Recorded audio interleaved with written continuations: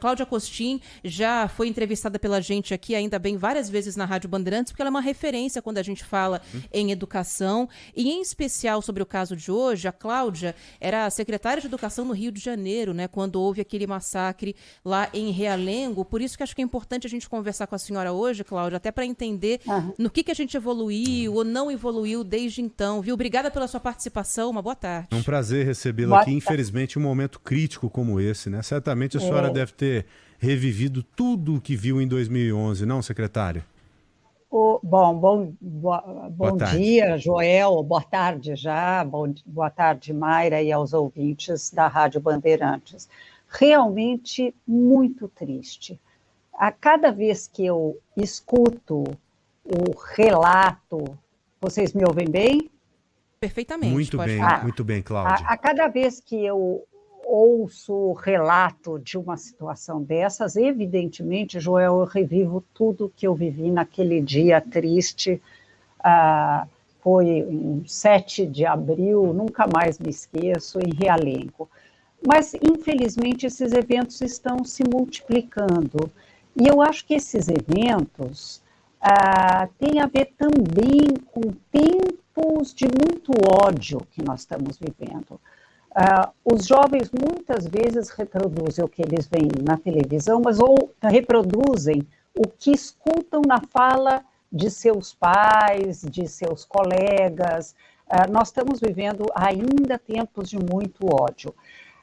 E o bullying, evidentemente, como você bem diz, nós não sabemos ainda, Joel, se foi ele que sofreu bullying, que eu creio que seja o mais provável, se ele praticou o bullying, mas o fato de que ele é novo na escola traz uma instabilidade, traz uma insegurança que cabe à escola e cabe aos pais também administrar. Então, é desafiador e cabe também aos educadores, como medida preventiva, educar para a paz, para uma Cláudia, convivência pacífica. A senhora tocou em um ponto que eu acho que a gente deve desenvolver aqui. Eu me lembro de ter trocado várias vezes de colégio na minha adolescência e infância, por alguns motivos. A gente tinha que trocar, a gente mudava muito, com frequência a gente tinha que mudar de bairro e tal, né? E obviamente você tinha que trocar de colégio. E eu ficava apreensivo, sabe? Como que seria o meu primeiro dia em determinado colégio, sabendo que eu iria encontrar ali pessoas que eu não conhecia. É um momento difícil pro garoto ou para a garota. Você pisar em um local que você não conhece. Seria o caso, talvez, da gente repensar em poder oferecer, talvez, uma condição melhor, uma acolhida melhor para os alunos que estão ingressando em novos colégios?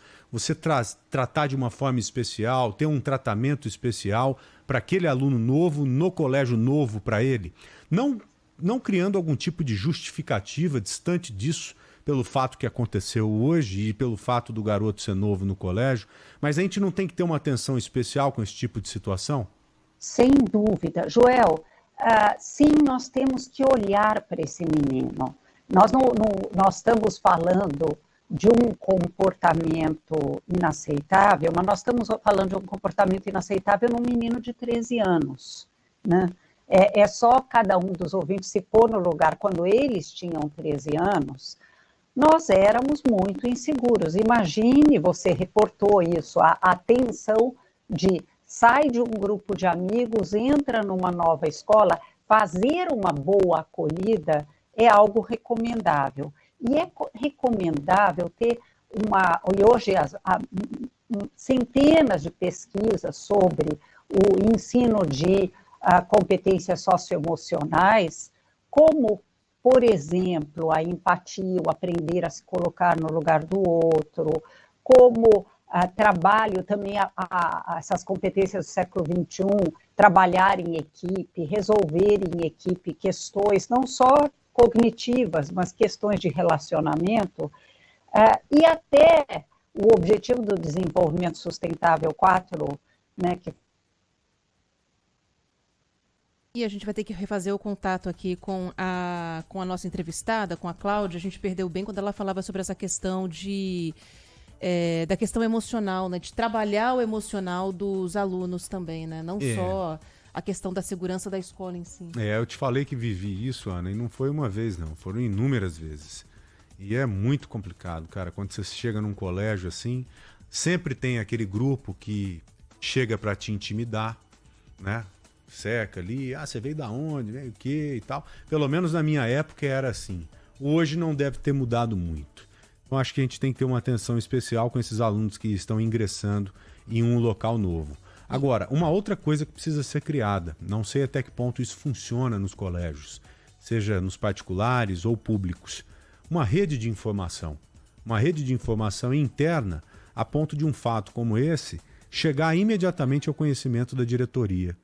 Sabe, não sei se um disque denúncia, mas uma coisa muito mais simples ali para o diretor, o professor, todos ali que coordenam um colégio terem uma noção real do que pode acontecer. Esse fato, para mim, ele é muito claro. Eu não sabia disso. Nós ficamos sabendo há poucas horas de que esse garoto ele vinha mesmo fazendo essa promessa, de que faria. Pô, você não pode desprezar isso. De forma alguma. Você não pode pagar para ver hoje em dia e mais nada. Então, toda e qualquer informação ela tem que ser levada em consideração. Toda a informação. A Cláudia Costin, ela continua com a gente aqui. E eu acho que o papo de hoje, ele é interessante, não pra gente de imediato aqui falar, pô, esse moleque é um infrator, é um criminoso, tem que ficar trancafiado. Isso é muito raso dentro de uma discussão que tem que ser ampla. E não vai evitar novos casos. Exatamente. Inclusive, o que eu queria perguntar para a senhora, Cláudia, antes da ligação cair, se a senhora acha que é necessário que se estabeleça algum tipo de rastreamento desses adolescentes. Porque, por exemplo, esse jovem fazia postagens bastante agressivas nas redes sociais, né? A gente conseguiu achar o Twitter dele aqui e ele falava sobre uma questão de abandono. Ainda falta um mês para eu conseguir fazer aquilo que eu tanto tô querendo. Quando eu conseguir, vai todo mundo ver. Postagens bastante agressivas. Esse tipo de rastreamento, ele já existe? Se não existe, ele é necessário também para que a escola consiga avaliar um pouco do comportamento desse jovem? Eu acho que duas coisas podem e devem ser feitas. Primeiro, os pais ficarem atentos a isso. Não é o ideal um jovem de 13 anos estar no Twitter sem supervisão de adultos. Nesse sentido, tem razão a Secretaria de Educação. E, além disso, algum serviço de observação de alunos porque já foi reportado que houve um pequeno conflito com outro aluno, que não veio. Provavelmente não veio porque leu alguma postagem do colega. Nós não sabemos, eu não sou especialista nessa área, mas em educação de crianças e adolescentes. Mas faz todo sentido, né, Cláudia? Faz todo sentido ele não ter ido porque se sentiu ameaçado. E se ele Exatamente. Se sentiu ameaçado, já deveria ter algum tipo de ação aí para evitar isso. E eu recomendaria ao pai do aluno que se sentiu ameaçado, porque se ele não foi na escola, há grandes chances dos pais estarem sabendo que ele não foi à escola porque estava se sentindo inseguro, de avisar na escola, olha, aconteceu que o meu filho não quis ir à escola hoje, dá para vocês verem o que está acontecendo? Lógico, eu não quero colocar tudo nos ombros da escola, a escola é uma instituição importante, mas ela não pode agir sozinha. Mas a escola pode alertar as autoridades, por exemplo. E eu queria aproveitar para me solidarizar com toda a comunidade escolar, com os professores, com os alunos que estão vivendo esse trauma, e recomendar à secretaria que se busque fazer um trabalho, isso eu pude fazer em Realengo, chamando psicólogos, para conversar tanto com os alunos quanto com os professores.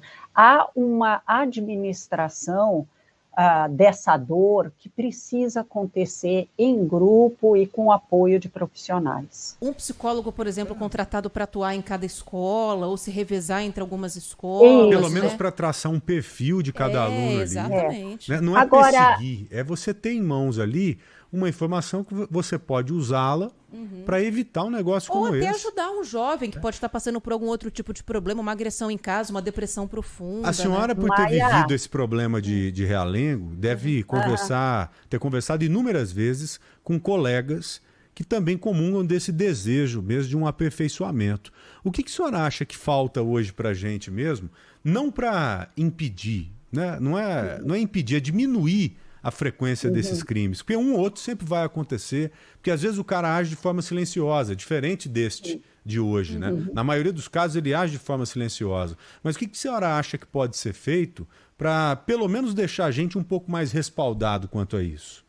Olha, eu vou comentar isso e a questão do psicólogo. Eu queria comentar que há uma lei brasileira que foi aprovada, se não me engano, em 2019, dizendo que não é que precisa de um psicólogo por escola. Como a Mayra bem colocou, você pode ter uma equipe de psicólogos que vai nas escolas orientando professores, propondo ações, seja para prevenir, seja para lidar com essas coisas. Mas vai ser o que pode ser feito em situações quando essas, depois que elas aconteçam, é primeiro acolher os professores. A morte de uma colega em trabalho é algo de profundamente traumático numa equipe. O que essas crianças viveram vendo essas cenas não é para ser vivido, não é para... É como você diz, não dá para evitar completamente, mas dá para a gente aprender a cada episódio como agir melhor quando essas circunstâncias acontecem. Infelizmente, lá em Realengo foi muito mais pesado, porque 12 crianças foram assassinadas.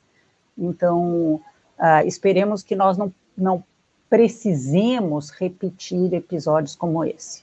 É o que a gente sempre espera, né? Torcer para que a gente não veja, pelo menos não tão cedo.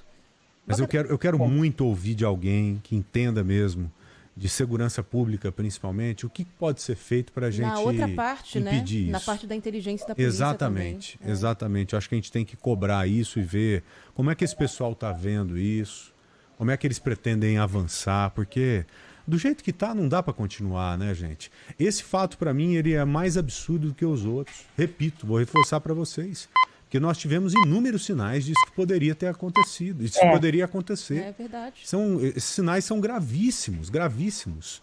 Não sei se foram simplesmente desprezados ou se não foram levados a sério. Isso é muito grave, muito grave. Porque uma coisa é você desconhecer totalmente o que poderia ocorrer, igual o crime de homicídio. A polícia sempre fala isso.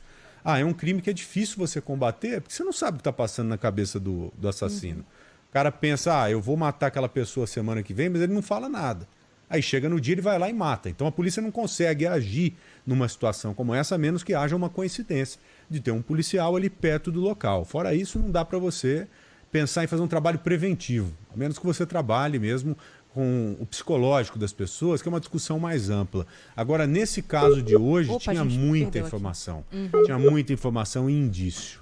Vamos agradecer a Cláudia Costin, pedir até para a nossa Nina Gagliotti, agradecê-la, porque foi uma entrevista importante, né, Aninha? Exatamente. Cláudia Costin, especialista em educação. Obrigada pela fala aqui com a gente. Uma boa tarde para a senhora, se estiver nos ouvindo. Mas acho que a gente perdeu o contato. A Cláudia, inclusive, ela está na Argentina, por isso que o contato dela estava variando bastante. Daqui a pouquinho ela vai participar de uma palestra sobre a área dela, obviamente, que é educação, e separou um tempinho aqui da agenda para conversar com a gente, e ainda bem, porque tem experiência nesse assunto, infelizmente, né? Infelizmente.